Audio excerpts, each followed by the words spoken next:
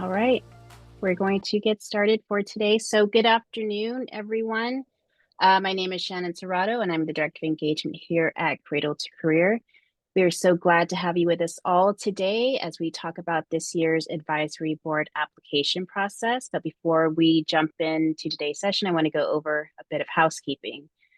So first, this meeting is being recorded and will be made available on the Cradle-to-Career YouTube page, as well as posted to the Cradle-to-Career site on our meetings and community conversation pages in the coming days. Equity and accessibility are central to our work, and our meetings are available in a language as needed for the populations that we serve. So to that end, today's meeting is closed caption enabled. To turn on captions, click the three dots to the far right bottom of your screen and select Captions. You can also select your preferred language by launching the CC button at the bottom of your screen. We're also glad to have Spanish interpretation services offered for today's session, with a big thanks to Gabriela Tavalli for this afternoon's session. So with that, I'm going to hand it over to Gabriela for a few instructions on how to enable interpretation for today's meeting. Thank you, Shannon. We are offering live interpretation in Spanish during this meeting. If you wish to hear Spanish interpretation, please click the interpretation button at the bottom right of your Zoom screen. In a second, you are going to see a little globe icon, and you're going to click there to select your language of preference. If you're joining us via smartphone app, then you're going to select the language by clicking More, or the three little dots that are in the bottom right corner of your screen. You're going to select language interpretation, then choose Spanish or your language of preference, and then click Done. If you wish to hear only the interpreters and not the original speakers, be sure to click Mute Original Audio. Everyone must choose a language. Do not stay in the default off. Buenas tardes a todos. Estamos ofreciendo interpretación en vivo en español durante esta reunión. Si usted desea escuchar la interpretación en español en esta junta, por favor haga clic en el botón de interpretación. Este lo puede encontrar en la parte inferior derecha de la pantalla de Zoom. Usted en un momento más va a ver el icono del globo terráqueo, ahí lo presiona y selecciona su idioma de preferencia. Si usted se está uniendo a través de la aplicación de Zoom por su teléfono smartphone, entonces va a seleccionar su idioma donde dice More o más. Hay también tres puntitos chiquitos en la esquina inferior derecha de su pantalla. Seleccione interpretación del idioma, luego elija español y luego le pone en Done o listo. Y si usted desea solamente escuchar a los intérpretes y no a los oradores originales, asegúrese de hacer clic donde dice silenciar audio original. Todos deben de estar en un idioma, no se quede en la posición de preapagada. Gracias. Thank you, Sharon. Thank you so much, Gabriela.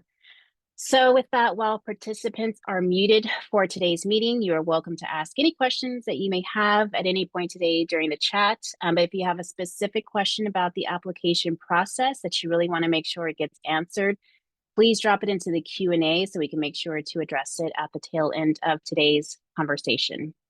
And so on that note, I want to highlight that we will be utilizing the community guidelines that we created with the public to guide today's meeting. We want to make sure that we're fostering a brave and respectful shared space, and we appreciate your commitment to creating community with us. Next slide, please.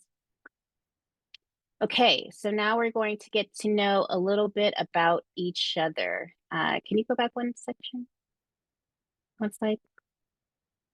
Okay, thank you. So first, the California Cradle-to-Career data system was named in state legislation to be California's source of actionable information, actionable data and research on education, economic, and health outcomes for individuals, families, and communities.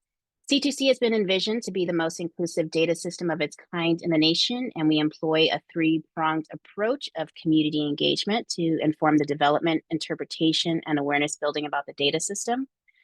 We're scaling tools to support college planning and transition, and we've built an analytical data set on education and job outcomes. So for more on that, we have a helpful infographic available at C2C on the C2C site, available at bit.ly/C2C-1_pager. And that link has been dropped into the chat, so thank you. Okay, next slide, please. So now for one of my favorite parts of the day when we get to hear from you all. We hold community conversations to have a direct line of communication with the public, and we want to learn about who is joining us in the virtual room today. So first, we want to hear from you. Can you please share your name, organization, and where you're joining from today?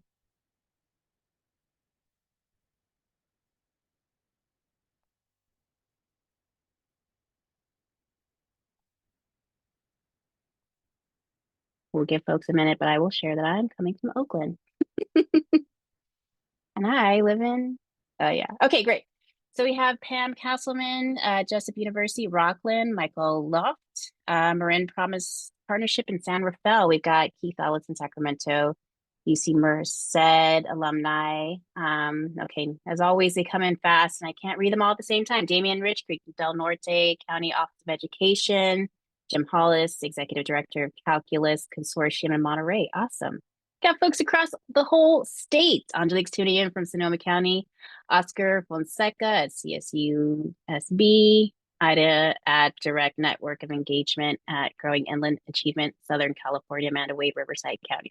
So this is awesome. We've got people literally up and down the state. Very, very exciting. Jane, Fair Oaks outside of Sacramento. Cynthia joining from Sacramento as well. Tim Cochran. Great. Perfect. Awesome. Thank you. Keep those coming. Want to hear from you.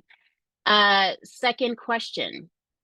Is this your first community conversation? You can share if it's not and you've been here before. And what are you most looking forward to today?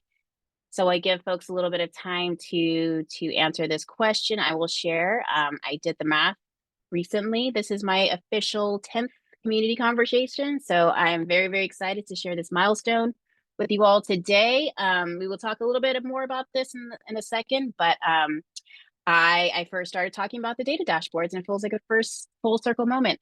In just a second, I'll share more why, but it's awesome to be in communication with you all. Let's see, Jim Hollis says first time caller. People say that anymore. I get the reference. We've got I'm going to mispronounce your name, so please tell me how to pronounce it correctly. Thoibi, you said this is your first one. Christine Chopra says not first community conversation. Looking forward to hearing about what data people find the most useful. Awesome. Okay. And then on to a fun one. These are all fun, to be clear, but a different kind of question.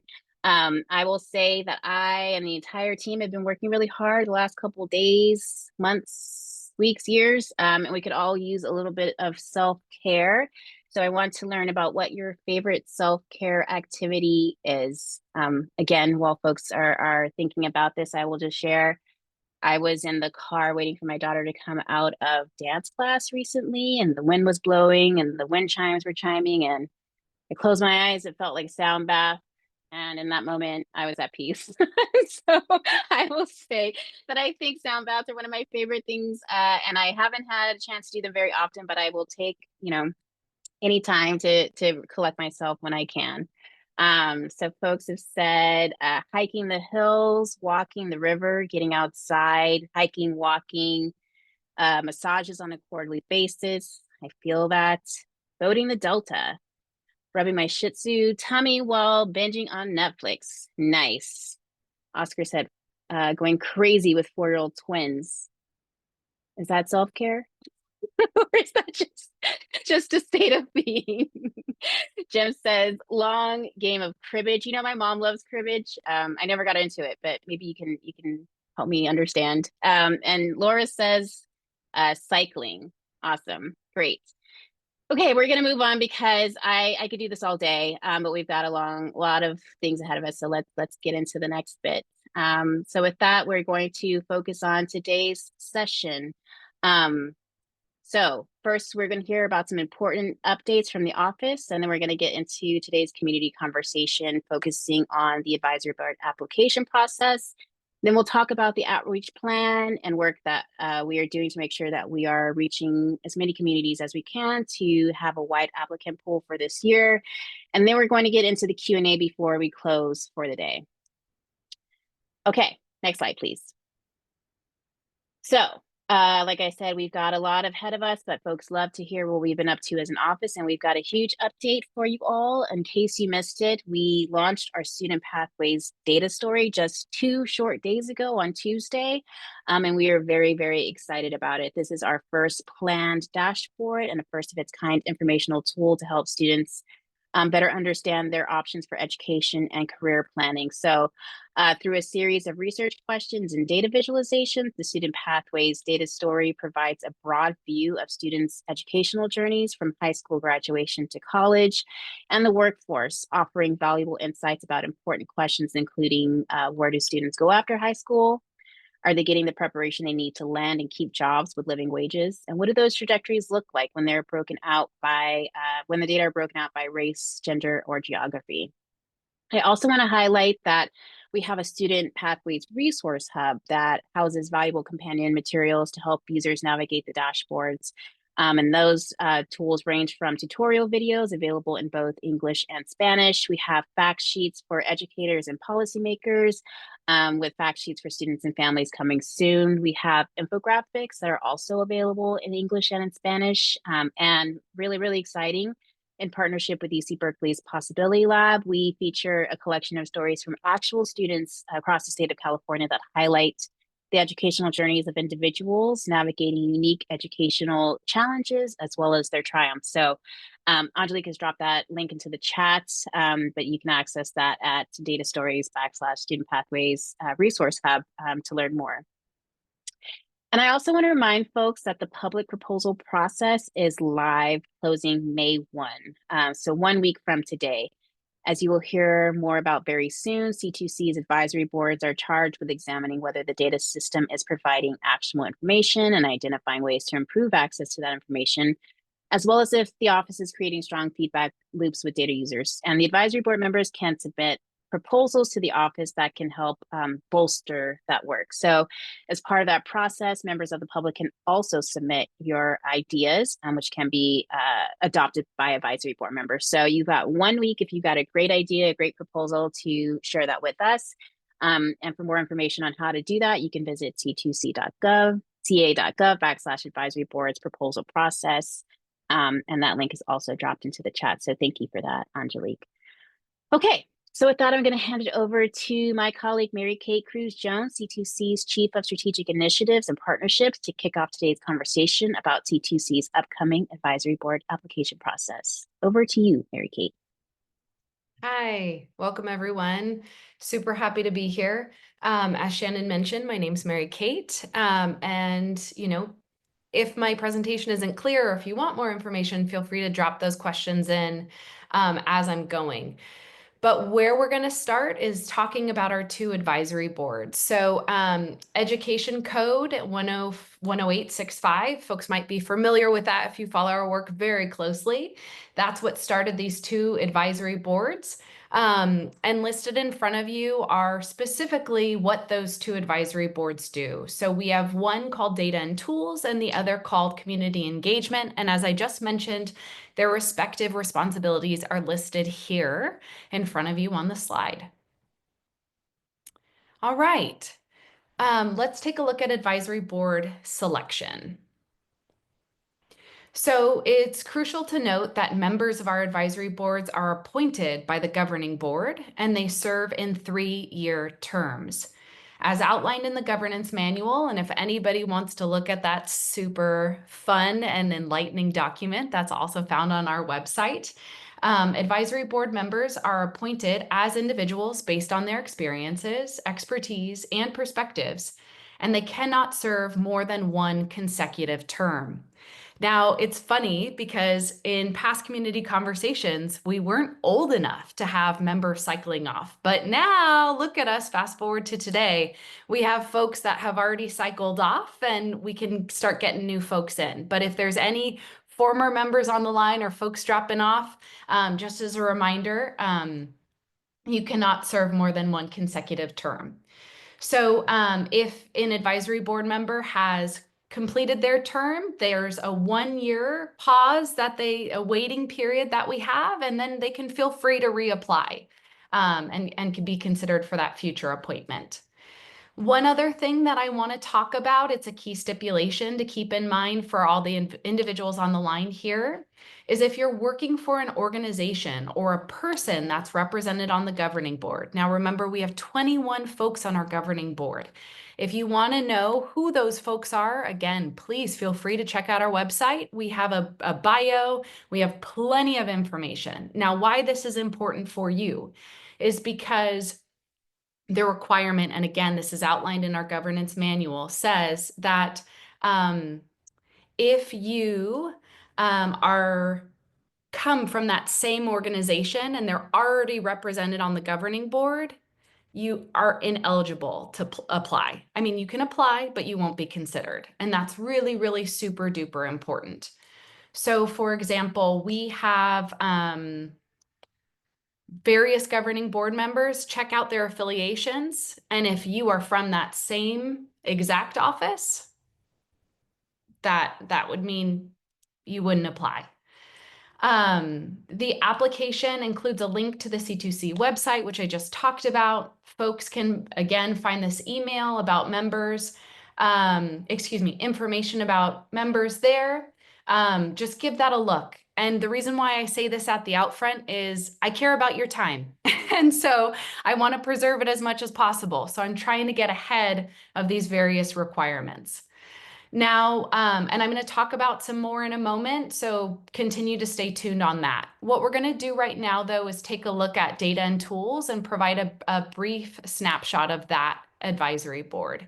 So data and tools, there's 16, both advisory boards contain 16 folks. These folks represent advocacy organizations, community organizations, end users of the data system. Those folks could look like practitioners, researchers, students. Really, anybody can feel free to apply to either one of our advisory boards. What we're experiencing shortly is that we're going to have a total of 6 vacancies. 3 of those folks currently represent practitioners, and the other 3 of those folks represent research organizations. So again, as I mentioned, there's 6 vacancies. So the new folks that will be appointed, their term will be for the next 3 years, so 2025 to 2028. What's in front of us here is the composition. So you can see the folks that are falling off this year and what they represent, and then the next 2 years, what they look like represent, and then how they'll be cycling off. Just a small note for folks that are following our work closely. We were hoping to have had the committee convene last week on the 16th, but due to some technical difficulties that folks all around the world felt, we were unable to have that meeting. So this meeting, our committee will convene on April 28th. And at that meeting, the committee will prioritize those ideal populations when slating candidates, meaning we're going to have 6 vacancies and the committee will say, ideally, we'll get more of X type of applicant or Y type of applicant and prioritize what they would want to see seated on the committee. Okay. On the next slide, this is that vacancy analysis. Some folks on here might be hyper visual. I know I'm one of those people, so we wanted to provide a pie chart here so you can see the impacts of the vacancy analysis. One relates to folks terming out, and then the other one relates to what the advisory board will look like given their departure. So I'll just pause for a brief moment and let you digest that. Wonderful. And the next thing I want to talk about is the rubric. So the rubric. This is a draft rubric. Again, remember the committee's meeting on Monday the 28th, so they'll ideally approve this rubric. But the rubric works in conjunction with the application. So when members are taking a look at all these applications, this is their scoring tool, right? This is how they'll take a look at the applications and be able to score applicants. I want to note that the rubric highlights 4 main areas, and this is the criteria for selection. It's also bullet pointed because I know sometimes, like for my eyes, I can't really read the rubric, even though I have glasses on. Fun fact. But those 4 areas are community affiliation, data sets, data alignment, actionable experience. And you'll see that the rubric breaks things down by 1 point, 3 points, and 5 points. The reason why I'm taking a second to go over this rubric is I would want to know, if I were applying, trying to kind of understand what the committee will look at and what their process is. So if I were applying, I would keep this rubric out and in front of me. And then when I'm filling out the application, I would take a look at this, right? You can see that for the point system, there's reasons why the points are awarded. So I would keep that in mind, right? There's 4 criteria listed. And then when you finish your application, give it one more read. And you can even score your application yourself. Do you feel like you would get 5 points based on your answers? So this is a really super duper tool that's in your toolbox. Feel free to use it. Ideally, you could award yourself 5 points in each area. And just ensure that the information that you give on your application is as clear as possible. And remember that members will be using this to prioritize. Like, this is in their hands. So fun tip.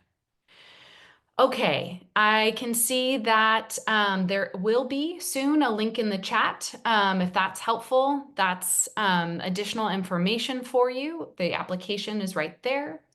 Now that's data and tools. Let's take a look at community engagement. That's our other advisory board.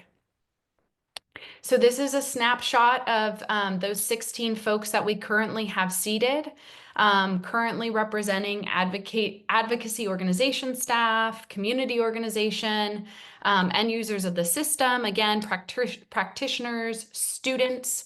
You can see that, again, we have a total of 6 vacancies. So 12 new folks are going to be appointed in this cycle, thinking about both advisory boards. For community engagement, 2 advocacy organization folks will drop off, 1 community organization folk will drop off, and 3 practitioners. Again, appointments will be made for 3-year terms, so from 2025 to 2028. And then you can, again, see who's going to be falling off next year and the year after. It's super important that we keep this composition as mine, because we want to try and seat, have it as diverse as possible, bring in as many perspectives as we can. Well, that's what the committee and ultimately the governing board keeps in mind. Again, on the 28th, the committee will be prioritizing those ideal populations and having that open dialogue. So please feel free to join us. If I were applying, I'd want to listen to that conversation. It might give you some insight as you're filling out your application. So it starts at 10 a.m. Sorry, I hadn't told you that. 10 a.m. on Monday, October 28th. Feel free to tune in. All right, let's take a look. Just a Monday, April 28th, not October 28th. Yeah, great, Angelique. We are totally in April. Don't know why October came out of my mouth. Brilliant correction. Thank you, thank you. The next slide here is the vacancy analysis. It has those 2 charts. So let's take a look at those. You can see again, one chart refers to the folks that are terming out, and then the other chart, what the board will look like given those folks' departure. Gonna give you a second to think about this. Remind myself that we're in the month of April.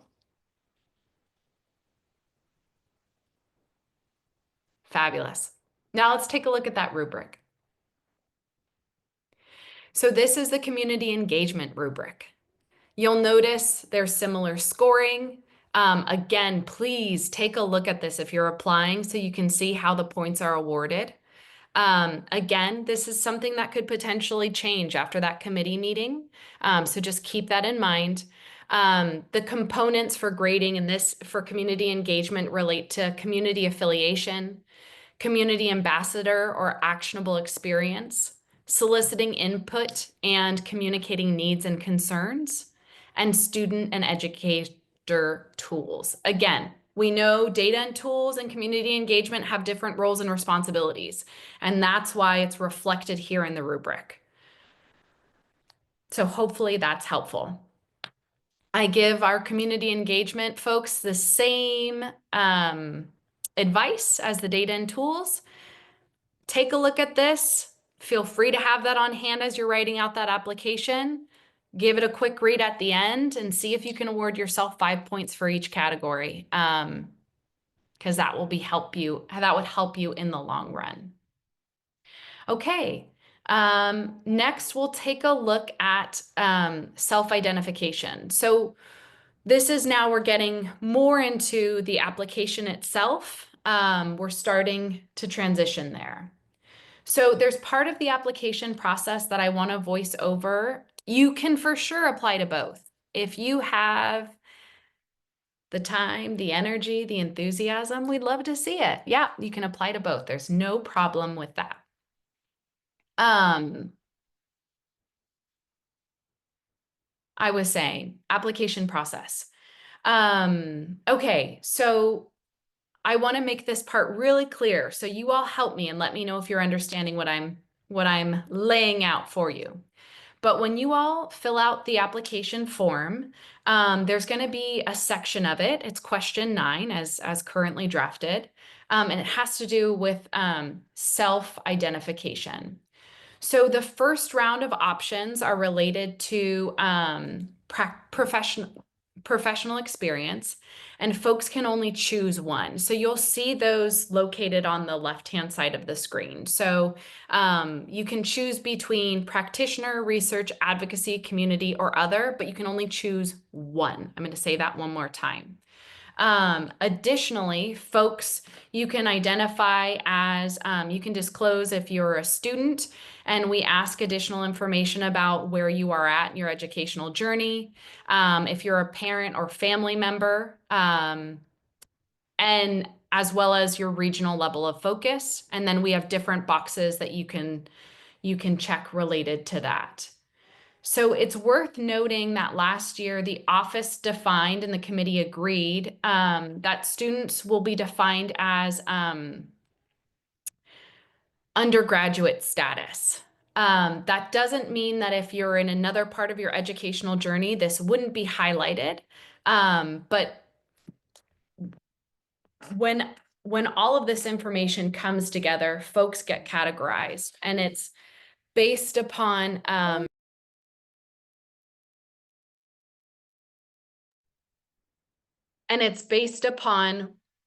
what you auto-select here. And so if you're a student in your undergraduate, that's what you'll be linked as. If you're a graduate student, your professional category will be listed primarily, and then you will also have your graduate student experience.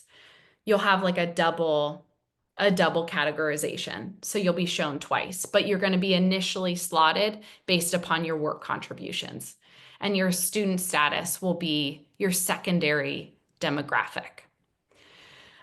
This year, the office will maintain the same approach just to keep it consistency. But again, the office is wanting you all to identify yourself. So this part is really, really important. So take time, think about it, check the box that best represents you, and where you're at or what you can contribute. I'm seeing that there's a question that came in related to multiple members of an organization apply to different advisory groups. I think that, so anybody can apply. And I think we have more related to how folks are seated. I think that there's different layers to your question. My first reaction is, if you're somebody that's applying from like the University of California, the president's office, we have a governing board member that's already representative of that area. So you would be ineligible to apply. But if you're an individual that works at a UC, that would be different. Now, if we have 2 folks applying from a UC for this, you both can apply. We take your applications, the committee would make the decision, the governing board would make the final recommendation. Mary Kate, just a quick note, because I see folks are starting to enter in the chat. I want to make sure that we get through the presentation and we address it. So I'm going to keep track. Michael, don't worry. I've seen your questions and we will address them in a way that is useful to you. So if I answered or marked your question as answered and you still have that question, I will get back to it. But just so that we can keep the flow going, Mary Kate, just know that I will keep track of the questions that are in the chat and we will respond to all questions during the Q&A. Just a quick programming note. Love it. Thank you. I will keep going. Thank you. Fabulous. Okay. So we started on self-identification. I bird walked. Thank you all for bird walking with me. I want to be clear that when the slating materials are prepared for members, I want to say this again, to prioritize the applications. The applicants, I've already mentioned this, but saying this again, applicants will be grouped on how you self-identify. Again, that's why this is important. So folks may notice this once the materials are live on the website. You could expect that to happen in June. And also in June, when the committee is deliberating on this item, there will probably be a candidate seated and then at least 2 runners up for each category, just so you could kind of get some insight into committee work. Okay, we're going to take a look more at the application overview. So applications are going to go live on the website on April 29th, so in the near future. So please remember that all applications are due on Monday, May 19th at 11:59 p.m. I want to say this one more time. They're going to be live on the 29th. When the office needs them is by Monday, May 19th at 11:59 p.m.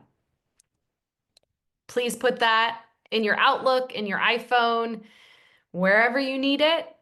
The timestamp is really important and the date is also really important. If applications are received after this time, they will not be considered by the committee. I would hate for that to happen to anybody. I know y'all put a lot of work and time into this. It's your heart and your soul. So please just be timely. Your application, should it be late, it would be posted, but it will not be considered. Okay, a few things that I would like applicants to keep in mind as you're completing the application, a few more things. I know I've already downloaded a few with them. Before you turn it in, ensure that the application is full and complete. I know that that sounds really silly, but it's a big one, right? Put your best foot forward. Thinking back to this last slide, did you check all of the boxes that apply to you? Have you given enough information about yourself? Another thought is, the first question on the application pertains to the applicant eligibility. So one part of this asks if you're a California resident. So please know that you must be a California resident to apply. I believe, but my team can correct me should I be misidentifying this information. There's a footnote, and that tells you what that definition is. So if you are unsure if you're a California resident, take a look-see at that information and see if it fits. If it doesn't, it's okay. Maybe next year you'll be a California resident. Apply then. But if you are not a California resident and if you don't meet that descriptor, please do not apply. The second thing is, and it relates to your age. So folks need to be 18 by September 1, 2025. So if you're 17, turning 18 October 3, 2025, we'd love to see you next year. See, Angelique, that's where the October was coming in. I said it too early. We'd love to see you then. So please keep that in mind. 2 really crucial parts in question 1 at the outset of the application. So think about that. Second, use your application as a place for you to share with the committee, you know, your diverse background. So this is really the place not to be humble. Tell us all about it. We encourage you to really highlight how you connect to the work, how you uplift the work. It's a good idea to ensure that you've taken a look at that rubric. I've now mentioned that I think 4 or 5 times. It's important. Please do it. It will be worth it, I promise. The criteria specified, you know about the points awarded. So just represent yourself well, and that's a great way to do it. Another thought is if you're including links to the application, double check that they work. And this is, I think, our 3rd round of this. These are helpful hints. Learn from other people that have applied, right? So if we're saying it, it's because it's probably come up before. So heed our warnings. If you are considering applying, I want to draw your attention to key dates for the 2025 meetings. It's really important that folks know kind of what's expected for them at the outset. So as a newly appointed person, you'll be required to attend a virtual member orientation on August 22nd. This is super important. This is where we go over what it means to be a member, expectations, all of these things. So we'll want you and need you to be free on that day to meet with the rest of your cohort. New data and tools, folks. Your first meeting would take place on October 3rd in person. That would happen here in Sacramento. Community engagement, again in Sacramento, that would happen October 24th. Both meetings, 2025, mark your calendars. Our office is located at 400 R Street. I do want to share, it is a requirement for members to attend all meetings. So please take this seriously if you're applying. If you're selected as a member, you'll be expected to complete training, paperwork. So the application is just the start of fun things that we ask you to do. When you come on as a member, the work just continues. And before you can really start your time as a member, you should know there's training involved in it. There's paperwork involved in it. There's lots of behind the scenes work. So think about what you have going on in your next 1 to 3 years and assess if you can make this commitment.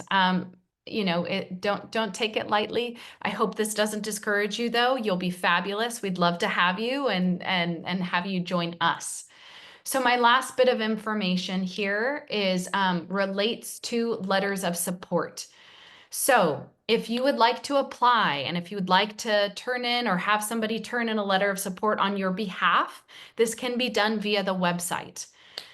Another deadline I'm going to put in front of you, those letters of support are due on May 27th at 11:59 p.m. All letters received will be posted on the website with the meeting materials. I do want to say letters of support are not mandatory. You don't have to have a letter of support in to be considered. No.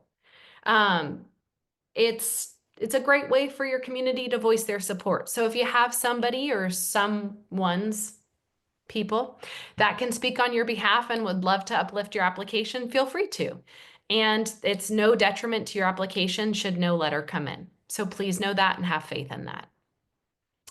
If letters are received after the cutoff date, again, they will not be considered by the committee. And in this case, they won't be publicly posted.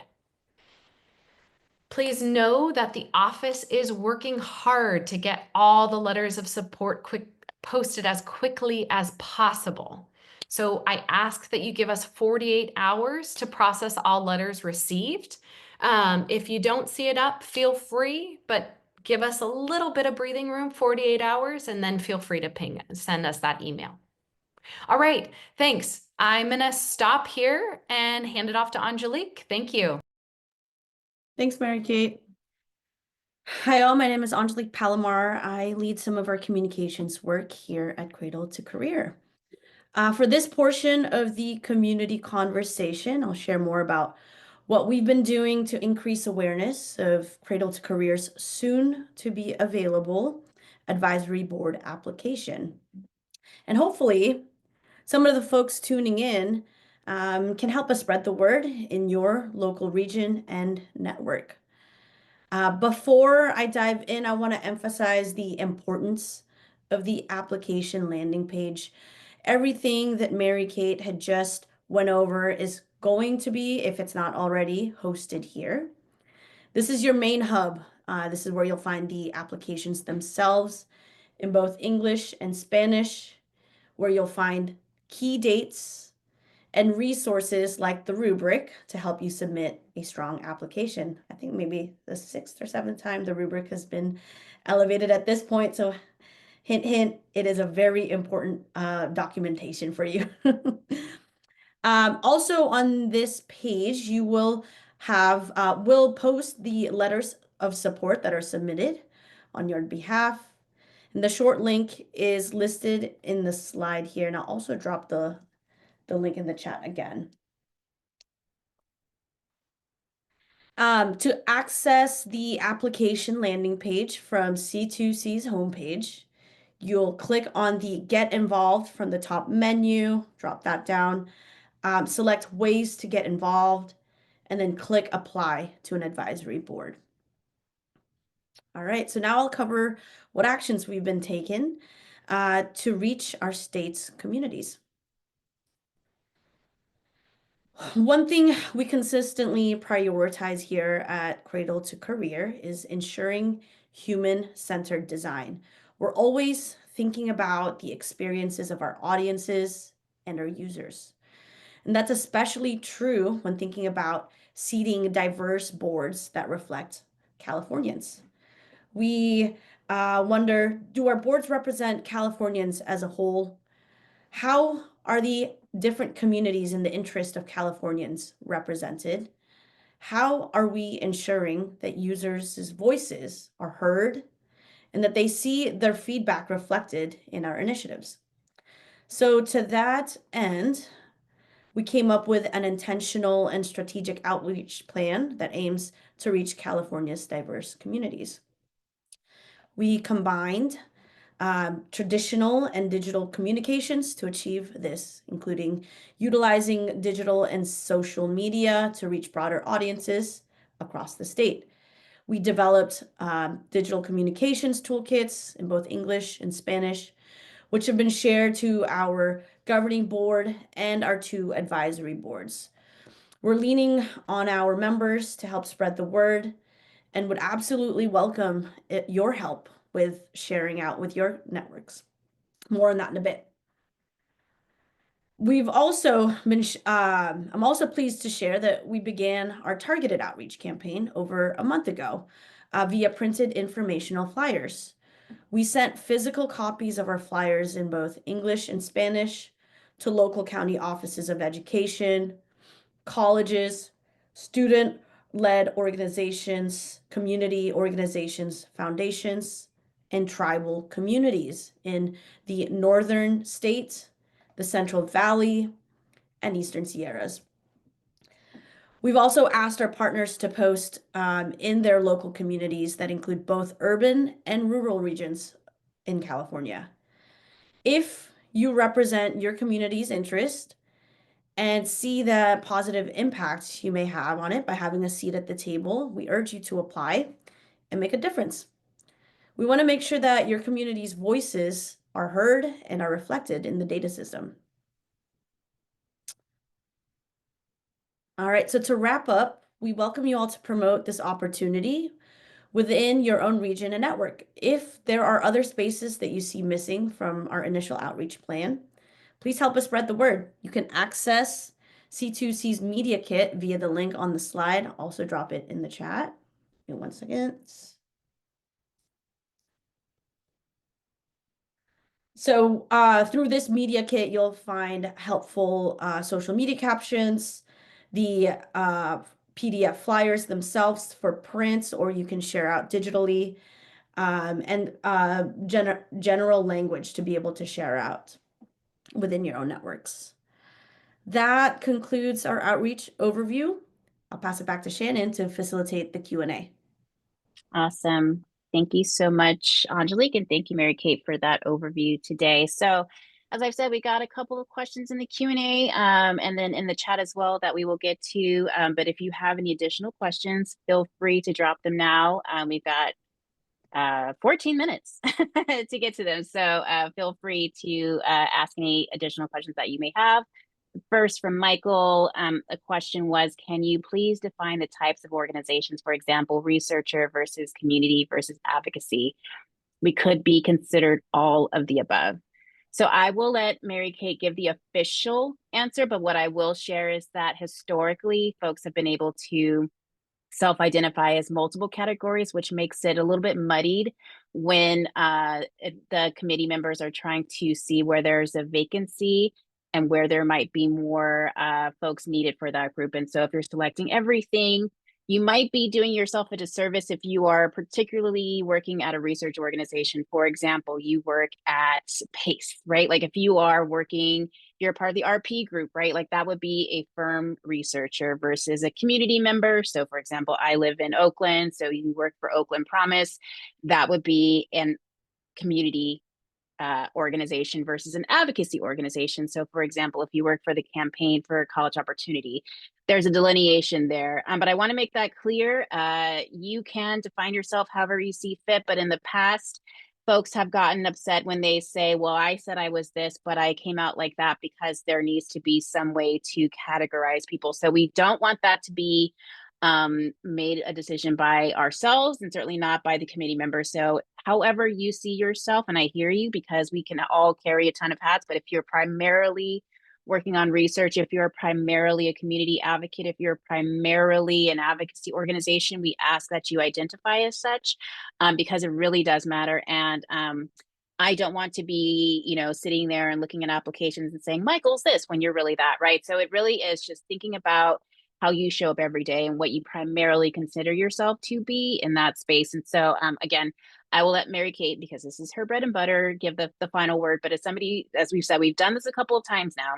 And so we want to make sure that you are really thinking about how you can best lend your expertise, your actual knowledge about what you do every day, so that you can be the most holistic advisory board member that you can. No, I think that was really well said.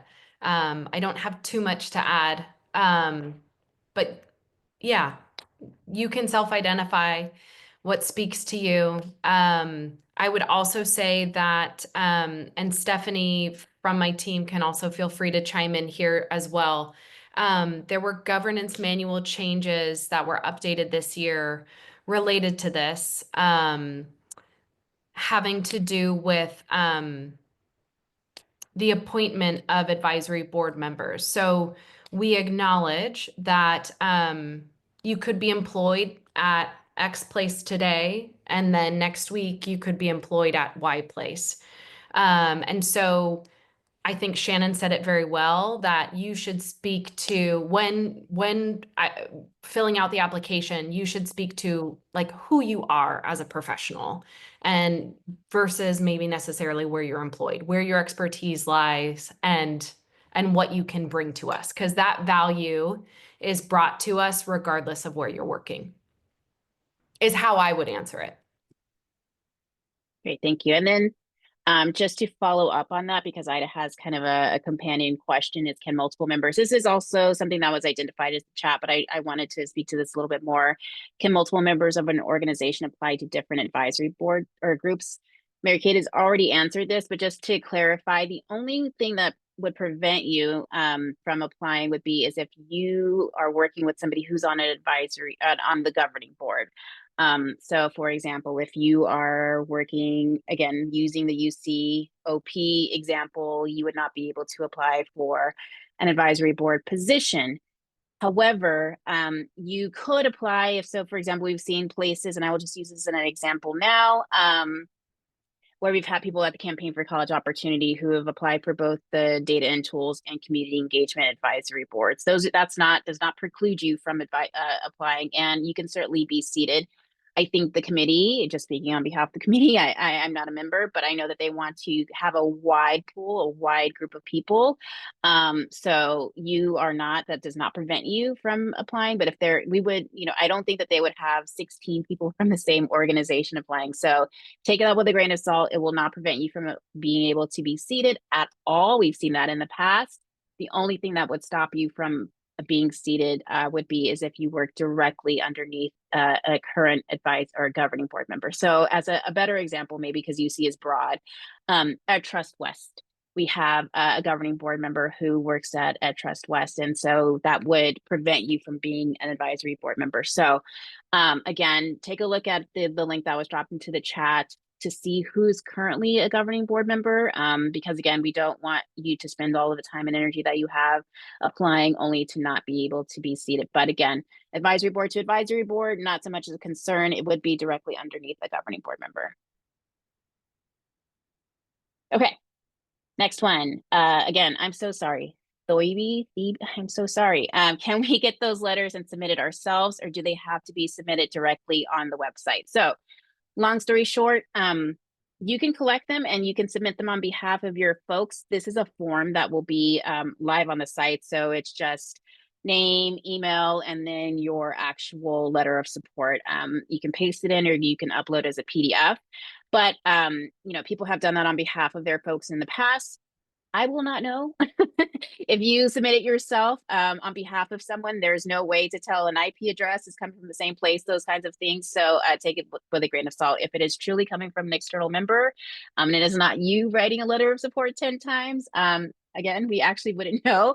But, you know, we, follow the golden rule and all the things, but you can absolutely submit it. I know folks are busy and it might be easier just to submit a batch if that is something that you want to do. So does not stop you from doing that. But in the past, people have just shared a link out to their members just to say, or their folks, and say, hey, I'm applying to be an advisory board. I would love to have your voice and share your support. And people have done that. So you can do it both ways. Honestly, we won't know truly. And it's nice to have a voice, a chorus of voices who are supporting you. So hope that clears that up.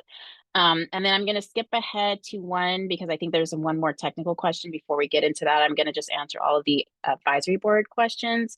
Heather says, I would love to watch the recording because I had to take a phone call. Can you please tell me that no one from DIS CWDA is on the board? Again, please, first of all, it doesn't sound like anybody's on the governing board. So to be clear, that is not the case. But again, take a look at the website to just double check. But Heather, I know you're a supporter and you follow us very closely. I'm pretty sure that nobody from those organizations is currently seated, but good question. And we will be posting recordings soon, so you can double check that. Toyby, thank you. That was really going to bother me, so I appreciate that.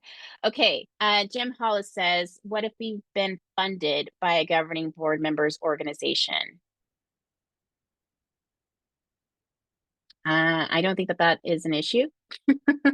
It is if you're working directly underneath the governing board. It does not state that in the manual. So I'm going to look to Mary Kate just to double confirm that is the case.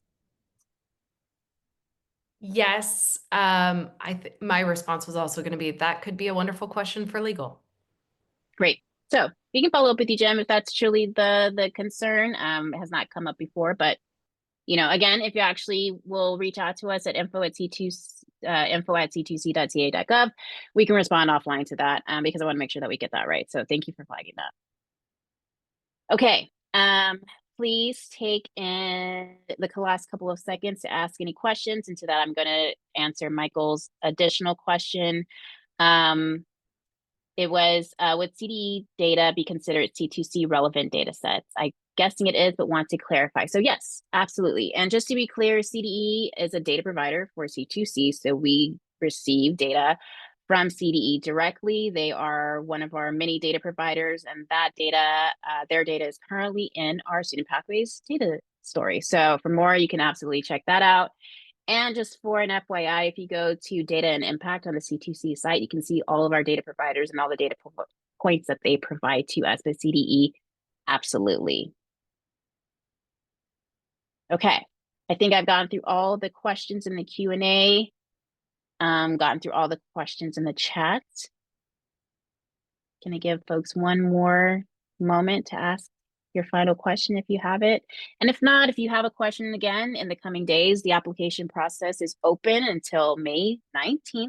So you can absolutely reach out to us at any point for any additional questions, and we will make sure to respond to them. But if not, I think we're going to close out for today. As always, it is so nice to be in community with you all. And honestly, it's so great to be talking about this application process. This is one of my most favorite things. Oh, let me see. Okay, sorry. I'm looking at the Q&A just to make sure I didn't miss anything. All thank you. So great. But it is really nice to be in community. Our advisory boards are wonderful, and it's so good to be able to answer any questions that you may have. We heard early on that having this community conversation before the application process was live would be helpful, just so that you can start thinking about the application, that we can vocalize some of the potential pain points for you all. So I hope that this is helpful. Acknowledging to this point that we had a little bit of a hiccup with our timing given what happened last week with Zoom being down. So just acknowledging that this is, not ideal, and that we would have ideally definitely set application processes, definitely set rubrics, but we don't anticipate much to change. But if they are, we will definitely communicate that out before the application goes live. But wanted to make sure that we are hearing from folks, that you're able to ask any questions that you may have, and that we can just surface all of the things, as Mary Kate said. We've done this a couple of times now, so we know what folks are asking about, and we also know what's kind of been a hiccup, and we're trying to solve for that. We love hearing from the public. We love hearing from you. So just thank you, thank you, thank you. And we hope that you do apply. This is an engaged group, and I will just say that it is just so nice to hear from folks who really, really care about this work, who care about the people of California. And so just thank you again. So on behalf of my team, thank you again.